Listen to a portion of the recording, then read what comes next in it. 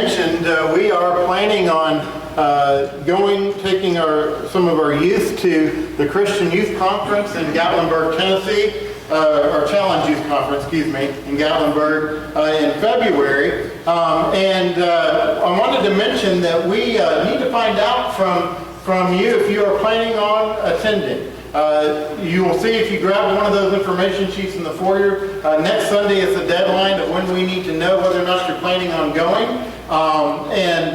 It's not a hard, fast commitment, but we just want to know if that's in your plans to go. And the reason is that we're trying to, number one, make sure that we have enough people to go before we start putting a lot of plans together for it. And then the other thing is that we have to start making reservations now. If we want to have a place to stay and all that, we have to start making our reservations now. We need to know what we're reserving, how many we're reserving for. So if you are planning on attending, please let me know. There are forms in the foyer on the back of those informational sheets. On the back of those sheets, there's a little form. If you can just fill that out, turn it in to me no later than next Sunday.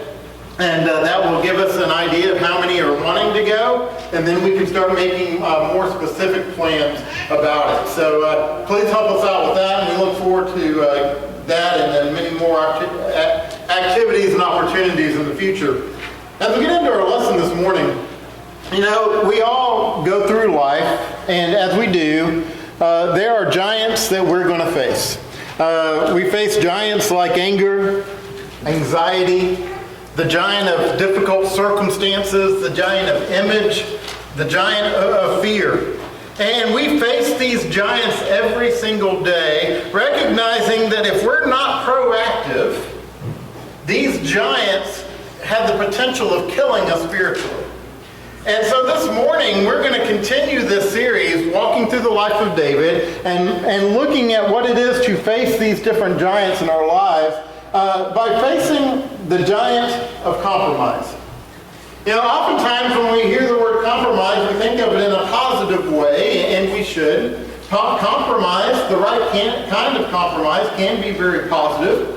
The right kind of compromise allows for unity. It allows for us to work together. It might be workers who make compromises with each other in the workplace so that they can get along. It might be a husband and a wife finding a place of compromise in their marriage just so that they can continue to function in unity. You have the situations in marriage where, I'm a guy that the toilet paper is supposed to go over the top. My wife was, under the bottom or whatever. We had to work that out, right? Those are compromises that we have to figure out and work on in our life. And those are positive things.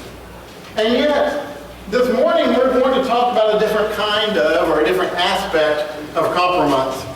This morning we're going to talk about the compromise of character.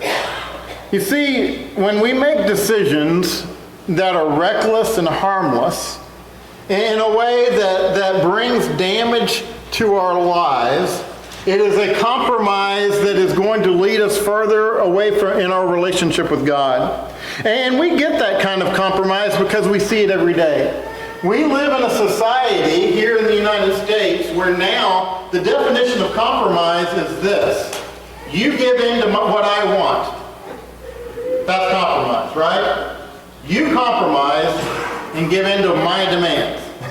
That's the way our world defines compromise today. And so that requires, if we're going to get involved in that kind of compromise, that means that we're going to have to do things that are contrary to what we believe, contrary to what we know is right. But also this kind of compromise we see all the time because it's us, we find ourselves getting into situations where we don't want to be, but it starts off with one step, right?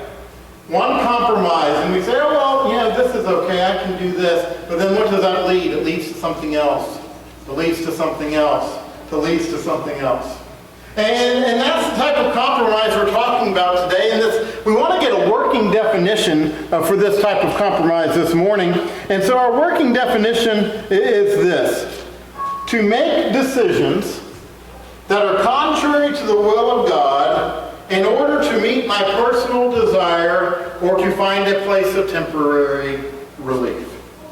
to do things in my life that I know God would not have me to do, but I do them in order to achieve something that I want or to get some kind of relief in my life. In other words, I want something in my life, and I'm going to do whatever it takes to make that happen. Whatever I have to compromise. We talked about this last week, the idea of the end justifies the means. And so this is what I want over here. I'm here in point A. I want to get to point B. And whatever I have to do between A and B to get over here, I'm going to do. That's the kind of compromise we're talking about this morning. Or the idea that we're in a difficult situation, we're dealing with hard things in our lives, and we just want out, or we just want a sense of relief. And so we make decisions, we make compromises that we know God would not have us to make, just so we can get some sense of temporary relief in our lives. Have you ever found yourself caught up in something that you knew wasn't pleasing to God? We find ourselves in these situations and we ask ourselves this question: how did I get here? And yet the reality is, if we look back, what we will likely see is that it was a series of compromises that led us to that place. Started off small. Started off with little things that led us a little deeper, and then a little deeper, until we find ourselves caught up in sin, or caught up on this path that leads us away from God. And we think, how did we get to this place? Well, we got to this place one step at a time. Amen. One compromise at a time. That's what we want to consider this morning as we continue to walk through the life of David. We're going to be focusing in this morning on 1 Samuel chapters 27 and 28. I encourage you to go ahead and turn there. And we're going to continue in this story looking at both David and Saul today. And in this story, there are three things we're going to consider as we consider the issue of compromise. Number one, how does someone get on the road to compromise in the first place? How do we get there? How do we get to that point in our lives? Number two, what is the full cost of compromise? Because the truth is, whenever we move further away from God in our lives, whenever we make these compromises in our lives, it is going to cost us something. So what is it going to cost? And then number three, what can I do about it? When I find myself in these compromising situations, when I find myself stuck in these places, what can I do? And as we look at this pathway of compromise this morning, we're going to be looking at two specific people. We're going to be looking at David, as we have been, but we're also going to be looking at King Saul this morning. The first person we're going to consider is David in chapter 27. David, we know, had been anointed by Samuel at a very young age to be king. He was to be the next king of Israel. And so he had been anointed to be king. But at this point, he's running for his life from Saul. And he is a man that up to this point, while he has had spiritual struggles with compromise, David has for the most part, stood pretty strong. He has stood pretty firm, and he has not allowed himself to completely go down that road of compromise yet at this point. And so David, here as we come into this story, he is in God's favor. He has God's protection. But we're also going to look this morning at King Saul. Now, King Saul started off strong. He started off in a relationship with God. He started off trying to be a good king, a godly king. He wanted to do what was right. But then he started down that road of compromise. And so at this point, when we come to chapter 27 and 28, King Saul has not only gone down the road of compromise, he has built a headquarters there. He is camped out there. And so as a result of that, King Saul has lost favor with God, and he has lost God's protection. And so here's David, and as we've looked at over the last several weeks, David is running for his life from the hand of Saul. And David spends almost 10 years of his life on the run. David's focus in his life is to just survive and to stay out of the hands of Saul. He's just trying to live. He's trying to keep Saul from killing him. And last week we saw that David had two opportunities to take out Saul. He had two opportunities to get rid of the problem. The first was when Saul went to use the bathroom in a cave, and it just so happened in that very cave was David and his 600 men hiding. That was David's first opportunity to take out Saul. The second opportunity was Saul was sleeping, and David had the opportunity to take a spear and to kill Saul. Both times, David made a decision based off of his conviction. David made a decision not to seek revenge because he knew it was not what God would have him to do. So both times, David stands on his convictions. He will not compromise. Now that brings us to chapter 27, and how things can change. The first thing we want to consider this morning is how compromise starts. And every compromise always starts with a story.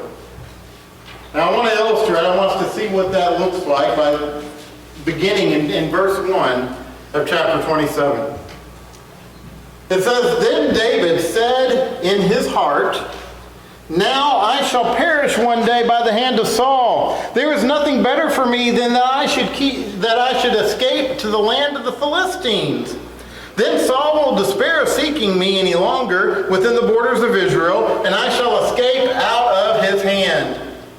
Notice the very first statement there in verse 1. It says, David said in his heart. Now, your translation may say David said to himself, but the Hebrew phrase here is actually more significant than just the idea of us talking to ourselves. What he's really saying here is that David had an intimate conversation with David. David had a conversation with himself. And that's significant because what we see here in this conversation is David, for the first time, was not seeking God's counsel. He was not seeking the wise counsel of the people around him. David was just seeking David's counsel.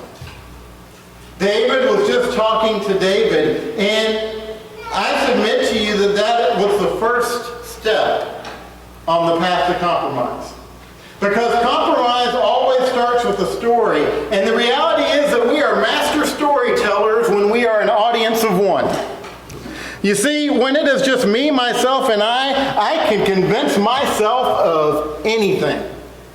When it's just me talking to me, I can justify anything. I can make anything make sense. I can make anything feel right. Because you know what? I'm the smartest guy I know. And because I'm the smartest guy I know, man, I can just convince myself of anything. It doesn't matter what it is. And here's David. And David is talking to himself. And we see a giant thing missing in chapter 27. You see, for the very first time in the life of David, as we've read through all these events in the life of David, this is the first time where the name Yahweh, the name of God, is not present. God's name is not present in chapter 27. Why? Because David was concerned about David at this point. David was concerned with focusing in on himself and his story, and so he has separated himself in order to tell himself a story. And so what David does is he says, there's nothing I can do. Saul is going to get me one day. One way or the other, he is coming after me. And so here's David. He is starting down that path, and here is his story. One of these days, I am going to be destroyed at the hand of Saul. You see, the story is always a story of self-deception. When it's just you can convince yourself of anything, and that's what David does here at this point.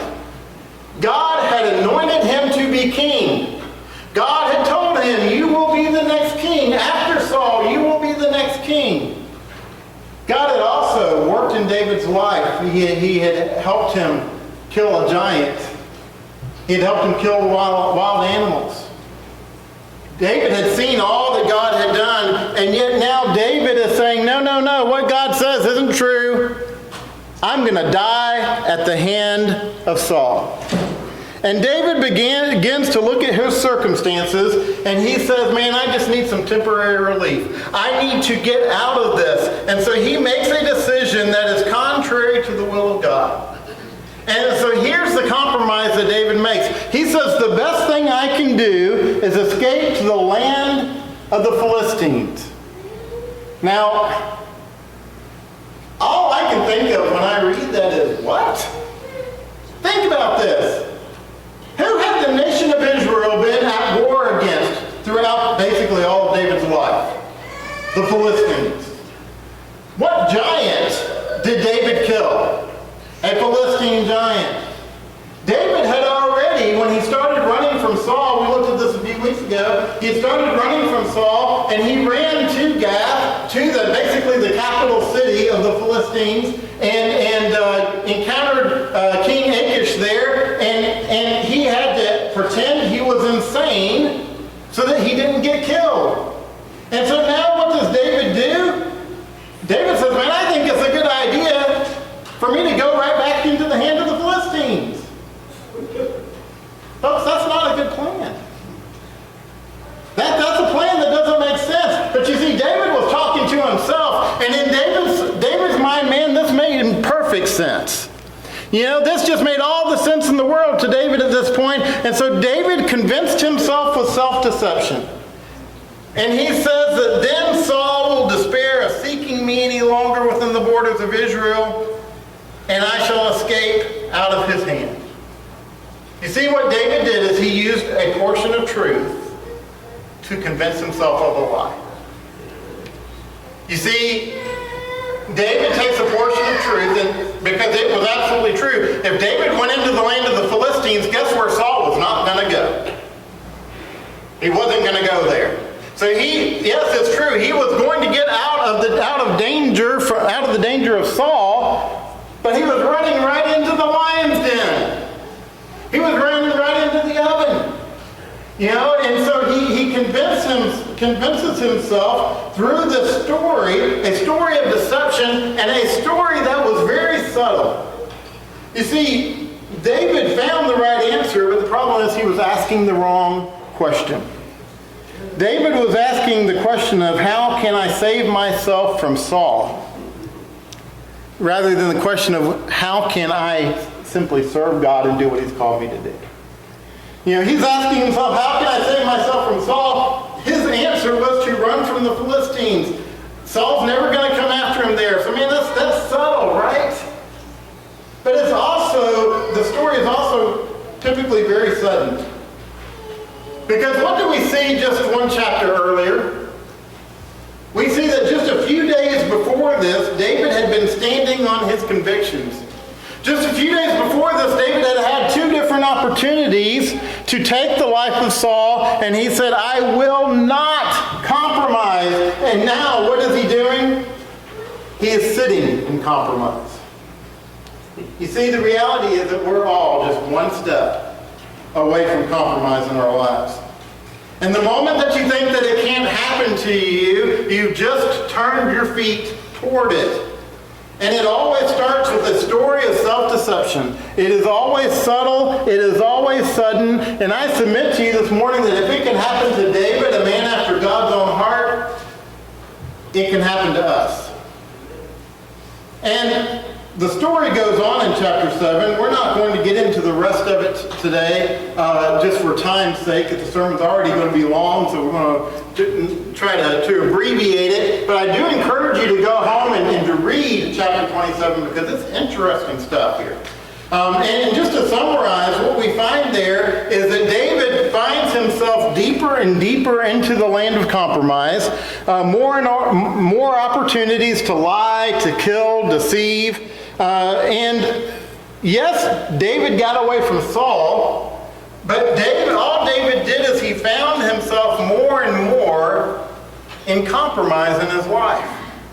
And David basically gave himself into the hand of Achish, the king of Gath, the Philistine king, and became a servant of the king in order to survive.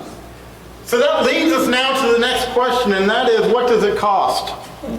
What is the cost of compromise? And what we find as we go through the story is that it always leads to death. Let's start off in verse 1 of chapter 28.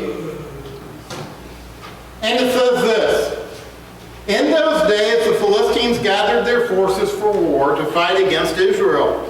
And Achish said to David, Understand that you and your men are to go out with me in the army.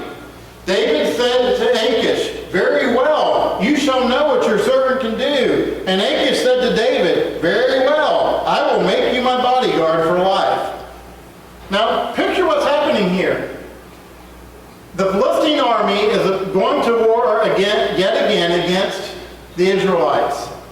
And King Achish, the king of the Philistines, says, David, you and your 600 men are going to fight right alongside us. Now think about that for a moment. David, who is poised to become the king of Israel, is now serving the king of his enemy, and he is being called to go to war and kill his own people. Folks, if you want to know what a picture of compromise looks like, that's it, right? That's about as deep as you can go. David is put in the most compromising position of his life. And the question is David going to war against his people, the Israelites? Well, we'll find out next week, because that's what we're going to look at next week. But what we find in verse 3 is we now have a scene change. In verse 3, we see the scene changes now from David to King Saul. And let's begin in verse 3. It says, Now Samuel had died, and all Israel had mourned for him, and buried him in Ramah, his own city. And Saul had put the mediums and the necromancers out of the land. And now this is just kind of a side note.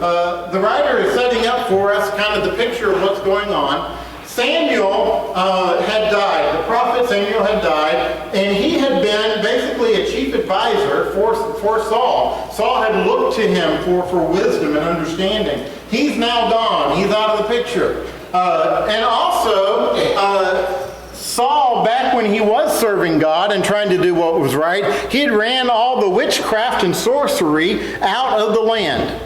So there were no witches, there were no sorcerers, anyone like that left in the land for him to look to. Verses 4 and 5. It says, The Philistines assembled and came and encamped at Shunem. And Saul gathered all Israel, and they encamped at Gilboa. When Saul saw the army of the Philistines, he was afraid, and his heart trembled greatly.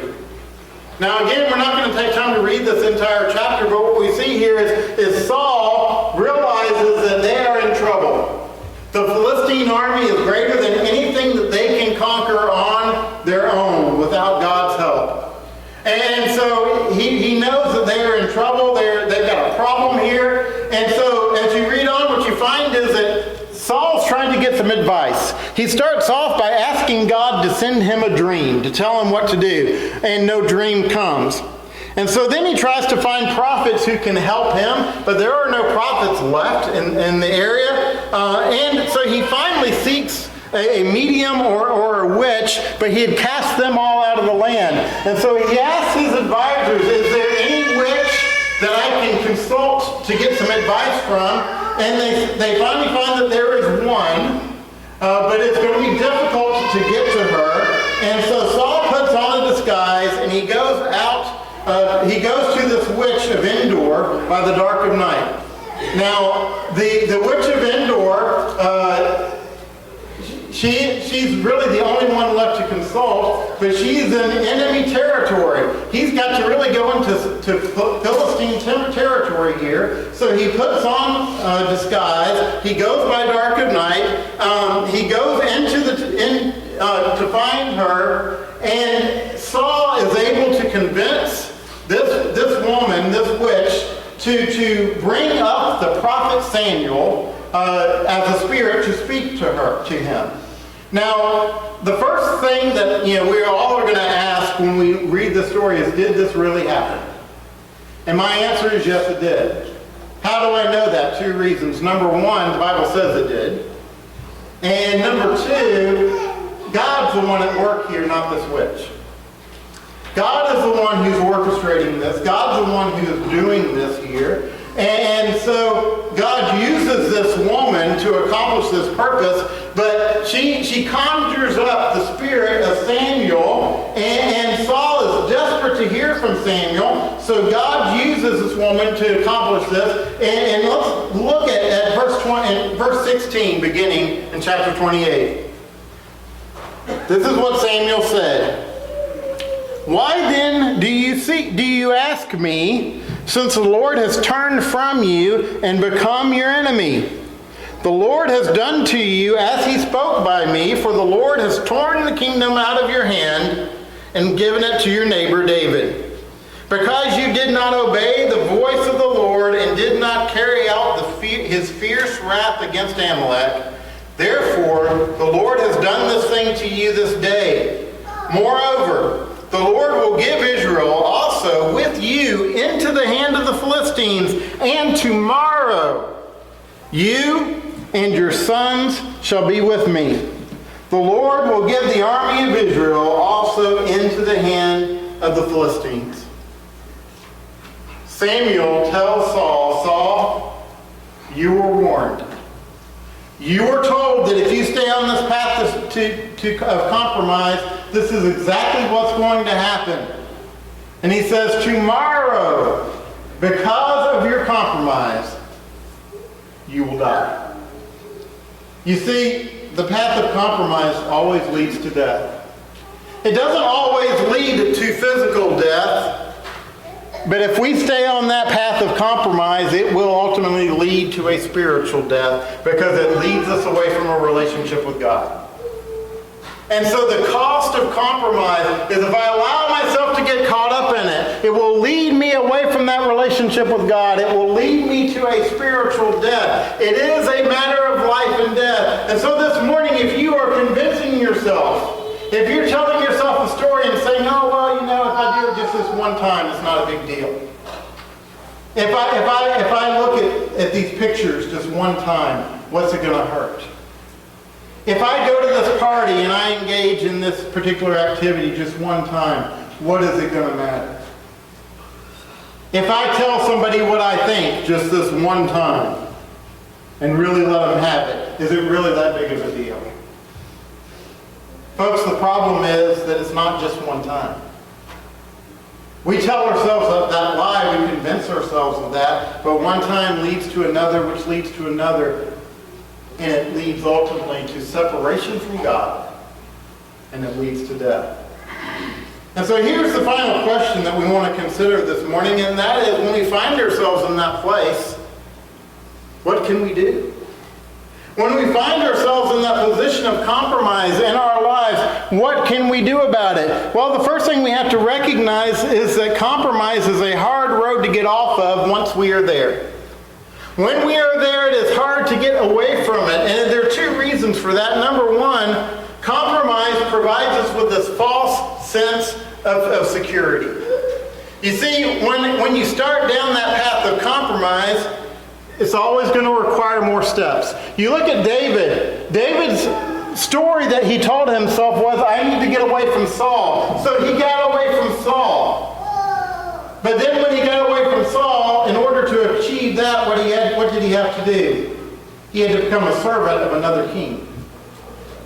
And then once he became a servant of another king, then what did he have to do? He was called to actually war against his own people. You see, he got that moment of relief, but in order to get more relief, he had to take another step. And in order to get more relief, he had to take even another step. One step may give you some relief, but it creates the need for more and more steps. And the thing is, Satan is incredibly generous with his line of credit. Satan is going to give you more and more opportunities to get deeper and deeper into the sin that you find yourself in. Because all Satan wants to do is trap you in that place of compromise in your life. And so it provides this false sense of security, but then it also takes away our freedom. It enslaves us. David literally became the servant of another king. And the very things that we are trying to avoid are often the things that we end up causing. David was trying to get away from one king, and what did he do? He went right into the clutches of another. Oftentimes, the things that we are trying to avoid are what we end up causing. The addiction of pornography is a great example of this. Pornography is actually an epidemic in our country, and it is an epidemic even in the church today. You would be shocked, some of you would be shocked, if you knew how many people, even Christian people, are struggling with this issue. But the thing is that you just step into this issue. You step into it because it's just one click away, and it's easy to tell yourself a story.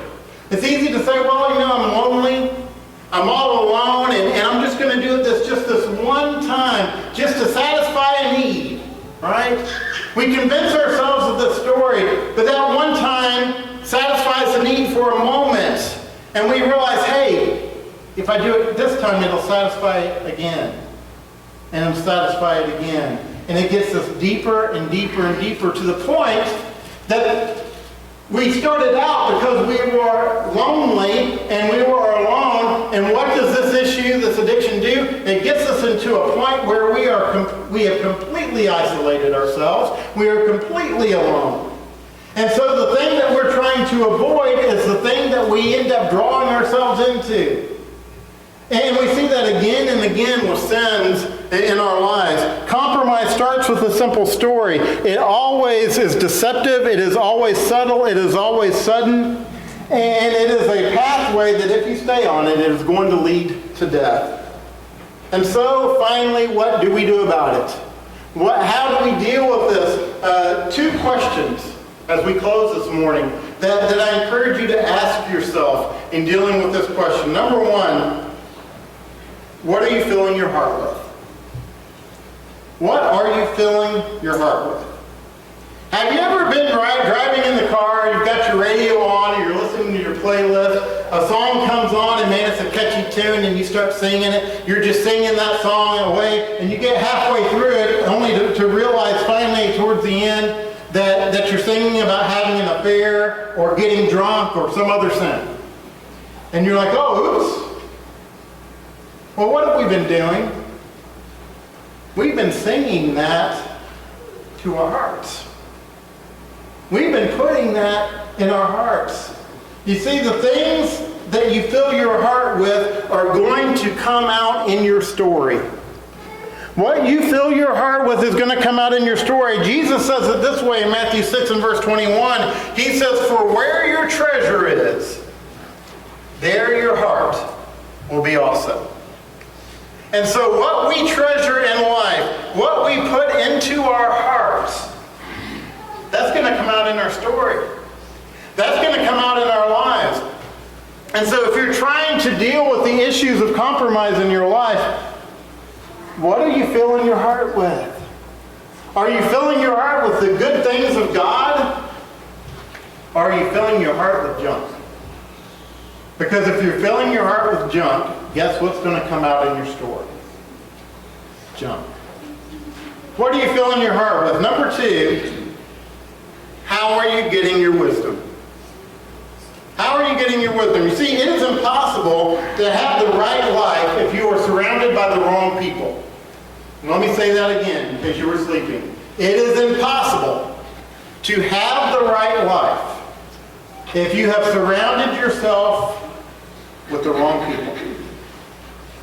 And so if you have made your life a life that is totally surrounded by and influenced by people of the world, guess what you're going to be pulled into? You're going to be pulled into the world. You're going to be pulled into that place of compromise. You see, you have to ask the question, who have you surrounded yourself with? Do you have godly men and women of character who you can go to and who can hold you accountable? You know, James 1 and verse 5, James says it this way, if any of you lacks wisdom, let him ask of God who gives generously to all without reproach, and it will be given to him. James says if you desire wisdom, the wisdom of God, ask. Well, how does God give us that wisdom? One way is through his word. The other way is through his people.